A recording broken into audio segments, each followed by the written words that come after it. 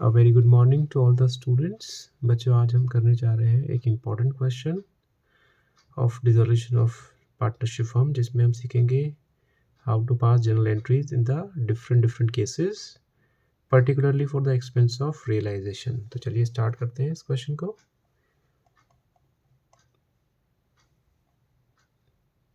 Example number 2, pass necessary journal entries for the following cases in case of dissolution of partnership firm of A and B who were sharing profits and losses in equal ratio, assuming all assets and liabilities have been transferred to realization account। तो इस question में हम different cases समझेंगे, how to treat expense of realisation in different cases particularly. चलिए start करते हैं और साथ साथ हम सीखेंगे कुछ और स्पेशल केस भी।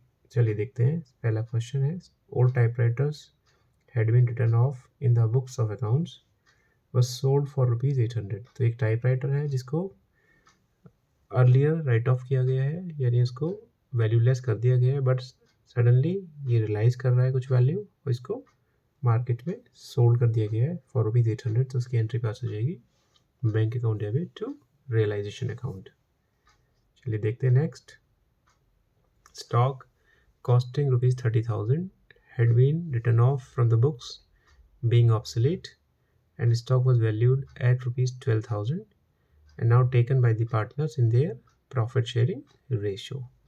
सेम ही क्वेश्चन है, स्टॉक जो किसी ऑब्सलीट होने की वजह से उसको राइट ऑफ कर दिया गया था, अब इसका रिवैल्यूएशन हो रहा है 12,000 पर, जिसको पार्टनर्स अपने प्रॉफिट शेयरिंग रेशियो में टेक ओवर कर रहे हैं।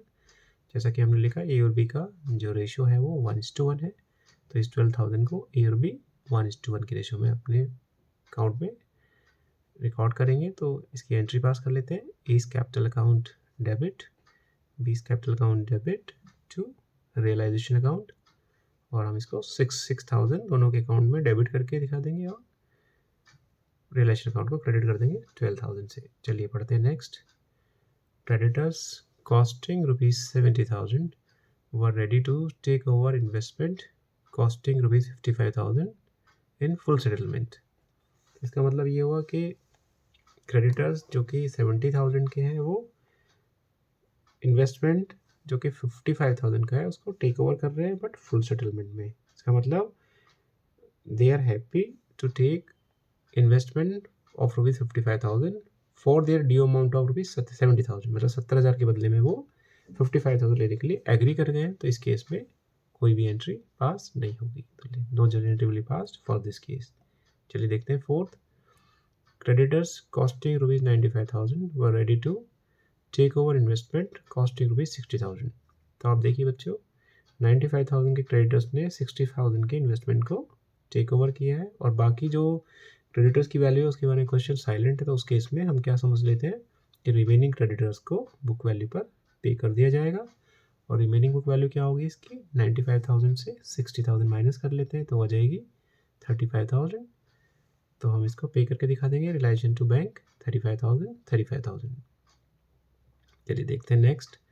Stock costing rupees 60,000 realised as stock जिसकी वैल्यू 60,000 है, उसका रियलाइजेशन कुछ इस तरह से हो रहा है। 50% of the stock were taken over by A at book value and the rest were realised at 5% more than the book value.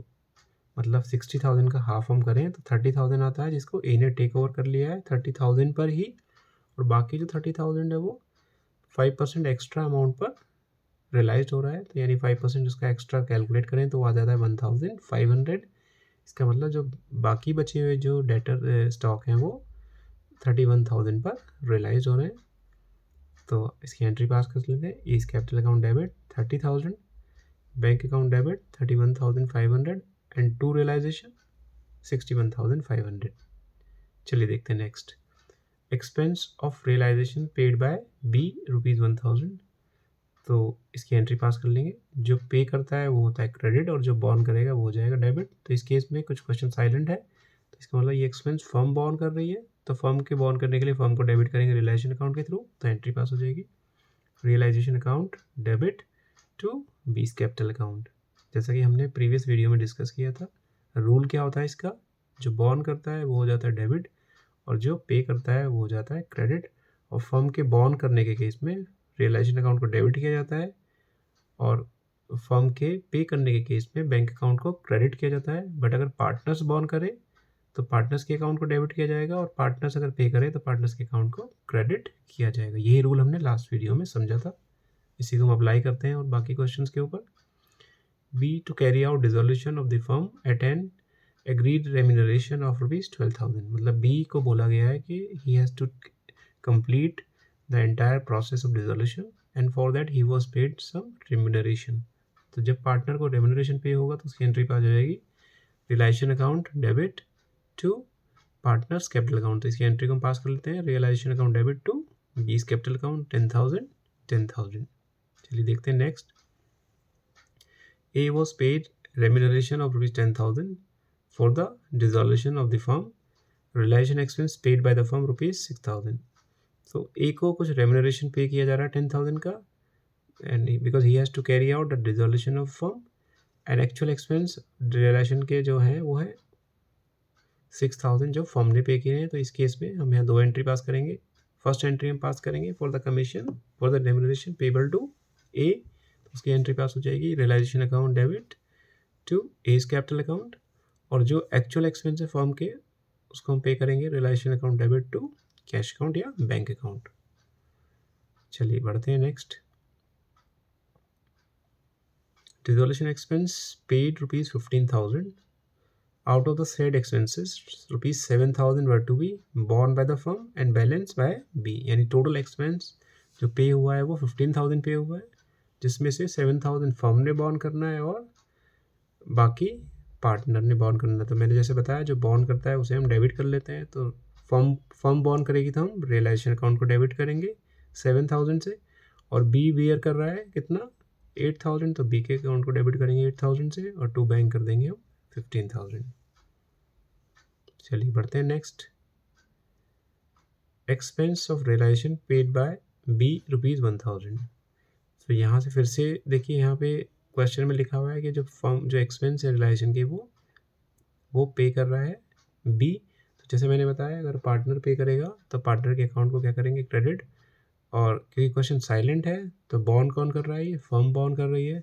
तो फर्म बॉर्न करेगी तो फर्म के केस में रियलाइजेशन अकाउंट को डेबिट किया जाएगा। तो इसकी एंट्री पास हो जाएगी realisation account debit to B's capital account. चलिए बढ़ते हैं आगे next. 11th, B to carry out dissolution of the firm at an agreed remuneration of ₹12,000। तो B has to carry out the dissolution of the firm and for that he was paid a remuneration. तो उसकी entry pass कर लेते हैं हम realisation account debit to B's capital account. अब करते हैं statement number 12 which is really very important. A was paid remuneration including expenses of ₹16,000 to carry out dissolution of the firm.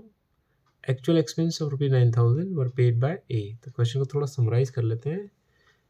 A को remuneration पे किया जा रहा है 16,000 इंक्लूडिंग हिज एक्सपेंस। इसका मतलब ये हो गया कि A जो एक्सपेंस पे करेगा उसके बिहाफ पर he was paid some remuneration for his service and also the expense of realisation जो उसने पे किए हैं।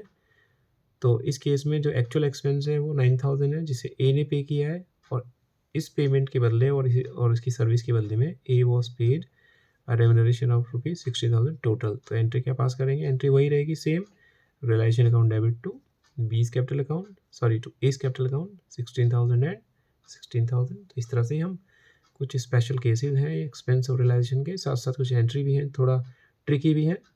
तो I hope you have understood all these entries.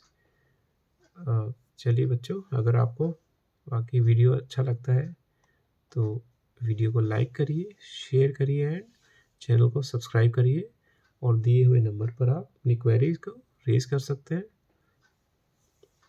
Thank you very much for watching this video.